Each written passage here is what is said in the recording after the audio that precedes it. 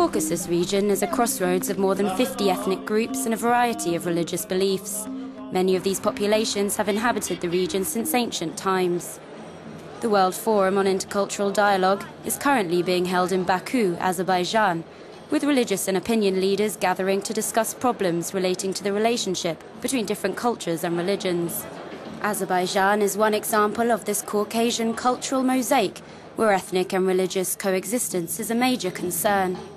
There is a lot of tension that we capture when we look at issues of globalization and whether the homogenization of the global culture is something that is challenging in a way that people find threatening in their local communities and to their local identity. That's a very large part of the tensions we discern. So we have to explore how to be authentic in our own local identity within this greater context. In the Caucasus, it is still possible to find extremely isolated communities. Euronews went to Kuglug, a village located at the altitude of 2,300 meters on the Azerbaijani side of the mountain range that divides Russia and the South Caucasus. The people from Kunalug belong to the Kitid minority and speak the Ketish language. Some also speak the Azerbaijani language.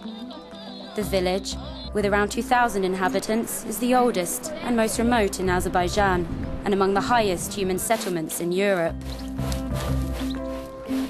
The community are Sunni Muslims, living in a secular country with a majority of Shiite Muslims. It's very important to preserve the history, the culture and the language of this specific ethnicity. Our ancestors lived here for 6,000 years, and it's important to show the world that we have such small minorities still living here. Kunalug is located in the region of Kuba in northern Azerbaijan. It has recently gained a reputation as a trekker's paradise, and the people have started renting rooms to foreigners who like to get off the beaten track. Kuramizi Kasaba, meaning red settlement, is just across the river in the city of Kuba, in the ancient Jewish district. The local inhabitants are known as Dayahudi, literally meaning the mountain Jews. They speak Jahuri, a language made up of 70% Farsi, with elements of Hebrew and Turkish. According to some sources, the Jewish community were brought to Azerbaijan by the Persians. They have lived alongside the Muslim people for many years. In this part, the Middle East conflict seems far away. We know that this conflict is temporary, whereas structurally the branches that come from the same root, we're the branches of this single tree, both Muslims and Jews. Here everybody understands that. The Jewish community often meet to discuss local problems and the relationship with other communities. The leader of the mountain Jews, Boris Simanduev, is 80 years old and is used to dealing with the other religious institutions. Despite the mutual tolerance, the two communities do not mix. They simply coexist without any tension.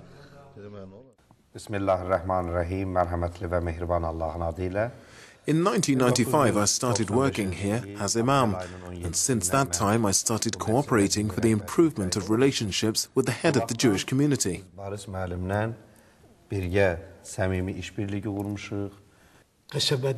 In Kuba's Red Settlement, there's very few marriages between Jews and Muslims. It's a very small percentage, but some mixed marriages do exist.